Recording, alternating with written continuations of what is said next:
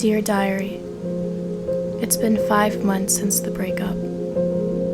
Apparently, you should be healed when it's been half of the length of the relationship. Our relationship lasted for 10 months, and I'm still not okay. He cheated on me 3 times. I'm terrified to have another relationship, or let alone talk to a guy. He hurt me like no one has ever done.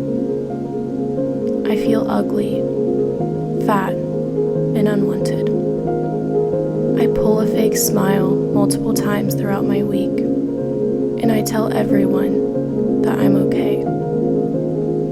I've had to stop myself from cutting myself multiple times. I don't want it to get bad again. Sincerely,